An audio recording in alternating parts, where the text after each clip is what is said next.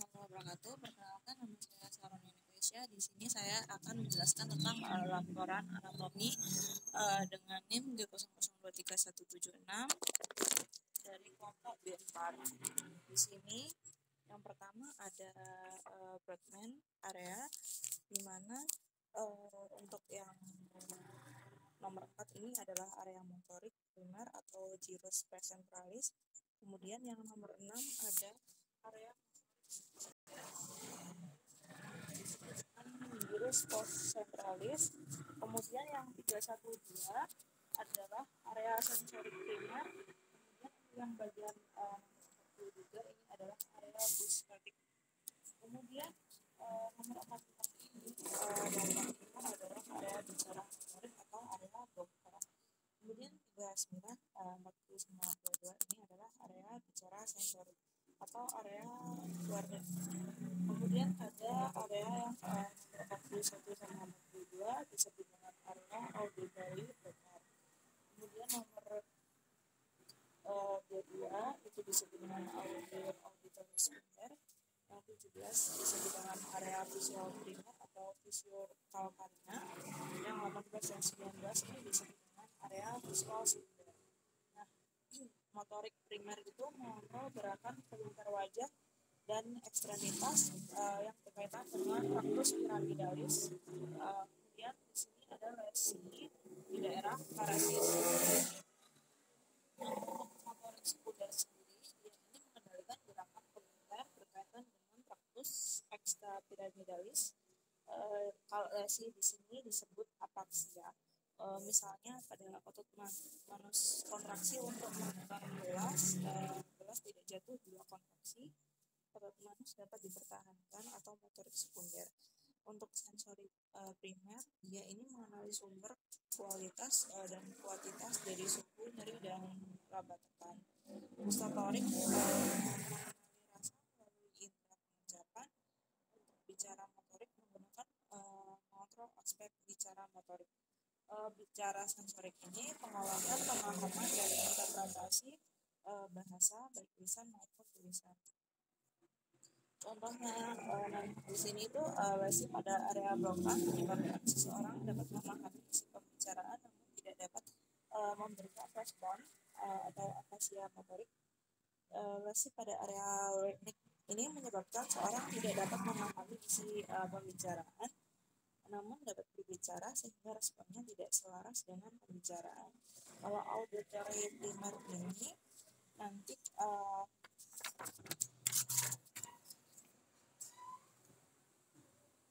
ada auditory sekunder. Di sini area interpretasi dan asosiasi pendengaran bila lesi disebut afasia Wernicke atau afasia sensorik atau afasia reseptif. Untuk area visual primer, kemampuan menerima rangsangan cahaya atau melihat bila lesi dapat muncul luminosensia dan kolateral. Untuk area visual sekunder ini, persepsi visual kompleks seperti warna, gerak, arah objek, bila lesi dapat muncul buta warna atau agnosia visual, atau dapat melihat namun tidak dapat mengenali benda. Yang kedua ada tractus piramidalis dan tractus extrapiramidal. Di sini tractus descendens terdiri atas 2 ordo dan 2 SBN. Ada jarak saraf berjalan menurun atau dimulai dengan korteks motorik atau gyrus precentralis cerebri menuju efektor atau otot kelenjar. Nah, ordo pada tractus descendens ini terdiri atas tractus atau disebut UMN, upper motor neuron, atau jarak saraf dimulai dari korteks motorik cerebrum sampai cornu anterior medulla spinalis. Yang satu lagi ada DAM atau disebut dengan LMN atau lower motor neuron, jarak saraf mulai dari cornu anterior medulla spinalis sampai ke efektor. Nah, di sini untuk tractus piramidalis ini ada UMN atau di bagian sentral. Dia ini bentuknya menyerang dari korteks cerebri, gyrus precentralis melalui kapsula interna dan peduncle cerebralis menuju ke piramid.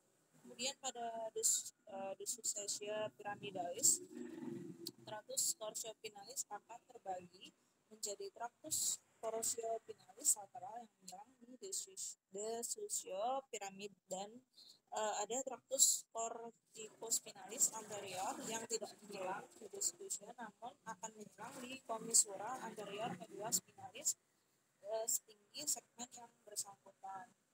Kemudian LMN ini dia ada di perifer jalur motorik akhir dari kornu anterior menuju lempeng motorik akhir di otot-otot rangka.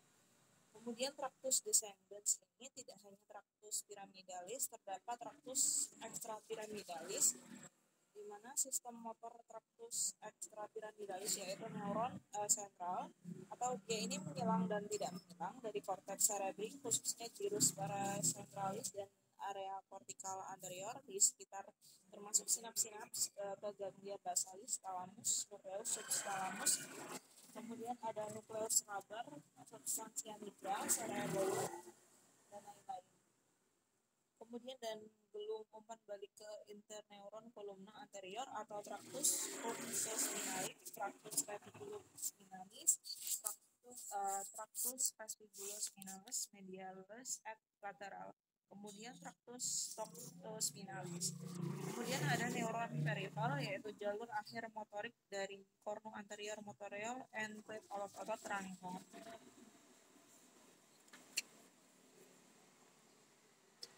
Next, di sini ada encephalon atau otak.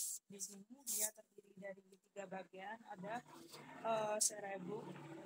Di sini cerebrum ini ada hemispherium cerebri terdiri dari korteks cerebri, substansia alba, ganglia basalis. Kemudian ada diencephalon. Untuk truncus cerebri dia tergolong di mesencephalon, pons medula oblongata. Kemudian yang terakhir rhombencephalon atau cerebrum. Kemudian lanjut nomor 4, di sini ada cerebrum. Dia ini merupakan bagian terbesar otak, terdiri dari hemispherium cerebri dextra et sinistra yang dihubungkan oleh corpus callosum. Kemudian cerebrum ini merupakan seat of intelligence. Cerebrum memberikan kita kemampuan untuk membaca, menulis, berbicara, berhitung, bermusik, mengingat masa lalu, merencanakan masa depan, dan berimajinasi. Nah, hemispherium cerebri berawal dari lobus occipital di posterior dan berakhir pada lobus frontal di anterior. Nah, kedua hemispherium dipisahkan oleh visura longitudinal cerebri. Visura ini ditempati oleh font cerebri. Nah, dasar dari visura cerebri ini dibentuk oleh corpus callum atau struktur yang secara anatomis dan fungsional menghubungkan kedua hemispherium cerebri. Di sini ada cerebellum. Dia ini merupakan bagian terbesar kedua setelah cerebrum, dipisahkan dari cerebrum oleh tentorium cerebelli. Nah, cerebrum ini terletak di fossa cranii posterior, di posterior ventriculus quadratus, pons, dan medula oblongata. Cerebrum ini berhubungan dengan bagian posterior truncus cerebri melalui berkas simetris yang disebut dengan pedunculus cerebralis superior, media, dan inferior. Untuk bagian eksternal sendiri, cerebrum ini terdiri dari 2 hemispherium cerebri yang dihubungkan di garis tengah oleh vermis.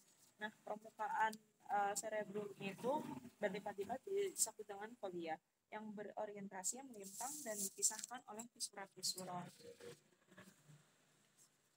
Kemudian untuk cerebrum itu dibagi menjadi 3 lobus utama, yaitu lobus anterior, lobus posterior, dan lobus floculoduralis.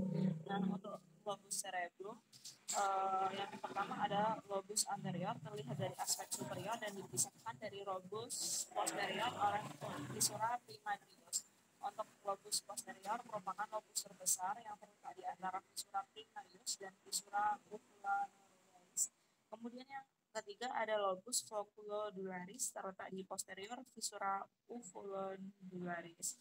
Untuk struktur internal cerebrum ini terdiri dari lapisan luar berupa substansia grisea, yaitu korteks cerebri, dan bagian dalamnya berupa substansia alba. Nah, substansia alba di dalamnya gambaran tampak seperti pohon disebut dengan arborvitae. Nah, substansia alba ini sebagian besar terdiri dari serabut efferent dan afferent yang berjalan dari dan ke korteks. Di dalam substansia alba terdapat 4 pasang nuklei cerebri. Kemudian di sini ada medula spinalis, di mana pembesaran pada medula spinalis ada dua, intumescentia cervicalis dari C3 sampai torak 2, pembesaran klimaks di C6, dan di intumescentia lumbalis yaitu di daerah T10 sampai lumbal 2, pembesaran klimaks di T12. Konus medularis ini adalah ujung inferior dari medula spinalis yang membentuk kerucut. Cauda equina adalah struktur buntut pada radius lumbalis et sacralis. Untuk struktur eksternal, fisura mediana anterior, sulcus mediana posterior, kemudian ada sulcus anterolateralis, yaitu tempatnya keluar radix anterior, radix efferent, dan atau radix motorik. Nah, untuk sulcus posterolateris, tempat keluar radix posterior atau radix efferent atau radix sensorik. Untuk struktur internal medula spinalis, substansia alba warnanya putih karena isinya adalah saraf yang terselubung oleh myelin. Substansia alba akan dibagi menjadi 3 bagian. Ada funiculus anterior, funiculus lateral, funiculus posterior. Untuk substansia grisea, dia ini berwarna abu-abu karena didominasi oleh sel saraf. Di tengahnya terdapat kanalis centralis yang nantinya akan terisi oleh LCS hingga ke ventriculus terminal. Di sini ada plexus cervicalis dibentuk oleh ramus primariventralis, nerve cranialis di 1 sampai 4 atau nerve spinalis yang berasal dari segmen cervical 1 sampai 4. Kemudian ada plexus brachialis dibentuk oleh nerve cranial 5, 6, 7, 8 at nerve thoracical 1. Kemudian ada plexus lumbosacralis, ada plexus lumbalis yang terdiri dari nerve lumbal 1 sampai 5, ada plexus sacralis, nerve sacral 1 sampai 5, kemudian ada plexus coccygeus, yaitu nerve sacral 4 sampai 5 at coccygeus. Next, di sini ada nervus cranial dan tempat keluarnya. Di sini yang pertama ada nerve olfactorius, di sini dari nerve 1 keluar ke bulbus olfactorius atau derivat telencephalon. Untuk yang kedua ada nerve kedua dari nerve opticus, dia akan keluar ke cisma opticum atau derivat diencephalon. Kemudian ada nerve oculomotorius dari nerve 3, dia akan keluar pada fossa interpeduncularis. Yang keempat ada nerve thoracocerebris dari nerve 4, dia akan keluar ke caudal colliculus inferior. Kemudian ada nerve trigeminus atau nerve 5, dia akan keluar di brachio fundis. Kemudian ada nerve abducens, nerve 6, sulcus gluteus. Kemudian ada nerve facialis, nerve 7, dia terdiri dari angulus, akan keluar di angulus cerebropontius. Kemudian ada nerve vestibulocularis dari nerve 8, dia akan keluar ke angulus cerebropontinus. Kemudian yang ke-9 ada nerve glossopharyngeus, dia ini akan keluar ke sulcus posterolateris. Kemudian nerve vagus, nerve 10, dia akan keluar ke sulcus posterolateris. Kemudian yang nerve accessorius, nerve 11, akan keluar ke sulcus posterolateris. Nerve hypoglossus, nerve 12, dia akan akan keluar ke sulcus anterolateris. Kemudian nomor 8 di sini ada circulus anteriosus udisi, di mana atau sering disebut dengan circle of Willis, itu jaringan anatomosis arteri yang berada di dasar otak. Struktur ini memainkan peran penting dalam suplai darah ke otak dan memberi jalur alternatif jika terjadi penyumbatan di salah satu arteri utama. Struktur ini terdiri dari 2 arteri karotis interna dextra et sinistra, 2 arteri cerebral anterior dan arteri communis anterior, 2 arteri cerebral posterior, dan 2 arteri communicans posterior. Fungsi utama dari sirkulus anterior adalah sebagai suplai darah ke otak dan jalur alternatif jika salah satu arteri ke otak mengalami penyumbatan sehingga membantu mencegah kerusakan otak yang mungkin terjadi akibat kekurangan suplai darah atau bisa disebut iskemi. Di sini ada visual pathway di mana dia terdiri dari media refrakta, ada kornea, aqueous humor, ada lensa, dan vitreous humor. Kemudian ya ini aqueous humor dikeluarkan menuju kamera oculi posterior, menuju kamera oculi anterior, dan drenase ke sinus venosus sclerae. Kemudian vitreous humor berada di corpus vitreum. Pada corpus vitreum terdapat kanalis hiloid yang merupakan sisa dari arteri hiloid yang merupakan pembuluh darah embryonal untuk vaskularisasi lensa. Yang ke-10 ada visual pathway, perjalanan cahaya melalui media refrakta mata. Yang pertama kornea, cahaya pertama kali memasuki mata melalui kornea, lapisan transparan yang di bagian depan mata. Kornea ini memfokuskan cahaya dengan membiaskan memainkan peran utama dalam fokus awal cahaya. Kemudian ada aqueous humor. Ya ini setelah melewati kornea, cahaya bergerak melalui aqueous humor, cairan bening yang mengisi ruang antara kornea dan lensa. Aqueous humor ini membantu membiaskan cahaya lebih lanjut. Untuk lensa ini, cahaya kemudian mencapai lensa struktur transparan yang dapat berubah berbentuk memfokuskan cahaya secara lebih tepat ke retina. Nah, proses ini disebut akomodasi yang memungkinkan mata memfokuskan cahaya dari berbagai jarak. Untuk vitreous humor, setelah melewati lensa, cahaya bergerak melalui vitreous humor, zat seperti gel yang mengisi bagian dalam bola mata dan membantu mempertahankan bentuknya. Nah, yang kedua, retina dan prosesan awal. Retina ini dia akan cahaya yang telah difokuskan akhirnya mencapai retina. Nah, lapisan jaringan saraf di bagian belakang mata, retina ini mengandung fotoreseptor yang yaitu sel-sel yang peka terhadap cahaya yang terdiri dari sel batang atau rods dan sel kerucut atau cones. Nah, sel batang ini peka terhadap cahaya redup dan berfungsi dalam penglihatan malam serta penglihatan perifer. Nah, kemudian sel kerucut ini peka terhadap cahaya terang dan warna serta bertanggung jawab atas ketajaman visual dan penglihatan siang hari. Nah, yang terakhir ini ada transduksi cahaya. Fotoreseptor ini mengubah cahaya menjadi sinyal listrik melalui proses yang disebut transduksi. Nah, sinyal listrik ini kemudian diteruskan ke sel-sel bipolar dan sel ganglion di retina. Yang ketiga ada jalur optik ke otak. Nah, saraf optik atau nerve opticus ini akson-akson dari sel ganglion bergabung membentuk sel saraf optik yang membawa sinyal visual dari setiap mata menuju otak. Kemudian ada cisma optikum atau optikum chiasm, di mana saraf optik dari kedua mata bertemu di chiasma optikum, di mana sebagai serat saraf menyeberang dari sisi berlawanan otak. Ini memungkinkan informasi dari bidang visual kanan dan kiri diintegrasikan. Kemudian tractus opticus, setelah chiasma optikum, sinyal visual ini bergerak melalui tractus opticus menuju nucleus geniculatum lateral atau lateral geniculum nucleus LGM di talamus. Kemudian yang 4 pemrosesan di otak, ini ada nucleus geniculatum lateralis atau LGN. LGN ini ada di talamus, adalah pusat pemrosesan utama penyaring dan mengatur sinyal visual sebelum mengirim ke korteks visual. Kemudian ada radiasi optik. Ini dari LGN, sinyal visual bergerak melalui radiasi optik menuju korteks visual primer di lobus optikal.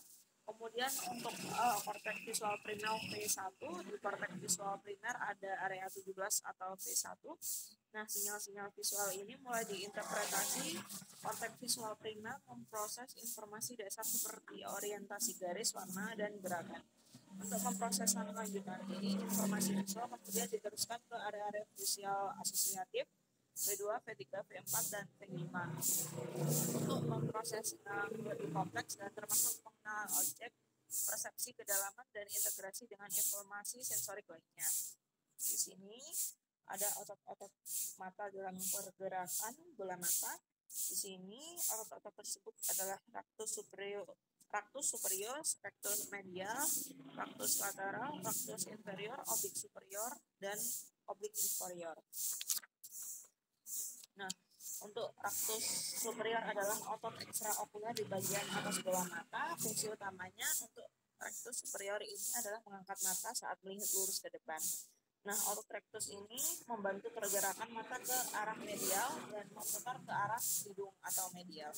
Untuk yang kedua ada otot rectus medial, merupakan otot ekstraokular pada sisi bola mata yang paling dekat dengan hidung. Fungsinya menggerakkan bola mata ke arah hidung melalui proses yang disebut aduksi. Nah, otot rectus medial ini tidak mempunyai kerja sekunder atau tersier. Kemudian yang ketiga ada otot rectus lateral, merupakan otot ekstraokular pada sisi bola mata yang paling dekat dengan telinga atau lateral di daerah toraks. Kemudian kranial. Fungsi otot rectus lateral ini adalah kebalikan dari rectus medial. Otot rectus lateral ini akan memalingkan bola mata menjauhi hidung atau ke arah lateral yang disebut abduksi. Kemudian yang keempat ada otot rectus inferior, merupakan otot ekstraokuler pada bagian bawah bola mata yang bertugas menggerakkan bola mata ke bawah saat melihat lurus ke depan. Nah, otot rectus inferior ini juga mempunyai kerja tambahan yang kurang terasa. Otot rectus inferior ini dapat membantu menggerakkan mata ke arah hidung dan mengalihkan bola mata menjauhi hidung atau ke samping atau lateral.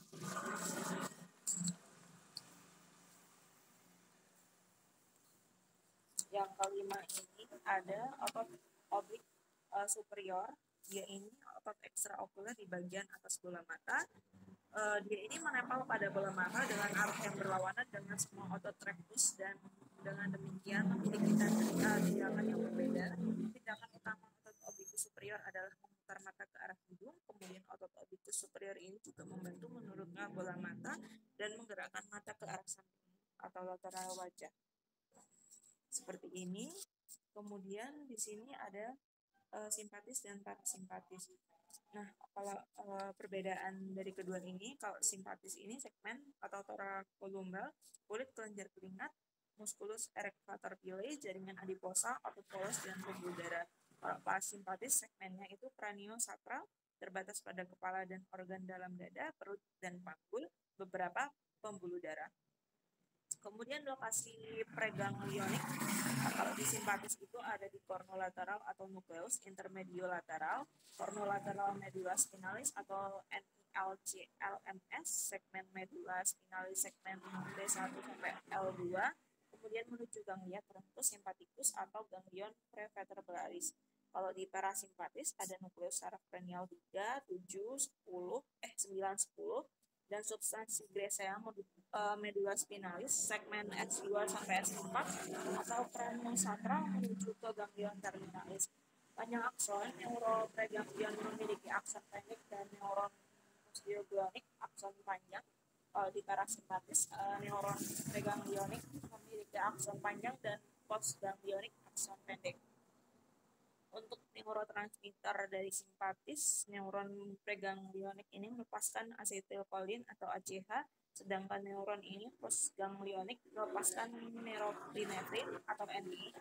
Kemudian parasimpatis, preganglionik ini dan postganglionik melepaskan ACH, asetilkolin. Kemudian untuk efek fisiologis dari simpatis ini ada fight or flight. Untuk yang parasimpatis ini rest and digest, read and take a pup. Kemudian di sini ada modalitas saraf kranial. Untuk nerve kranial, nerve olfactorius ini modalitasnya itu SFA, kalau nerve opticus itu SSA, nerve oculomotorius itu GSE dan GVE. Untuk nerve trochlearis ini ada GSE, untuk nerve trigeminus itu ada SVE, GSA. And nerve abducens ini ada GSE, kemudian nerve facialis ini GVE, SPE, FVA, GSA. Nerve vestibulocochlearis ini adalah SSA. Untuk nerve glossopharyngeus ini GVE, SPE, GVA, SPA, GSA. Nerve vagus GVE, SPE, GVA, SPA, dan GSA. Untuk nerve accessorius ini modalitasnya ada di SVE, dan nerve hypoglossus ini ada di GSE. Untuk referensi yang saya dapatkan dan saya gunakan ini. Terima kasih. Sekian dari saya. Wassalamualaikum warahmatullahi wabarakatuh.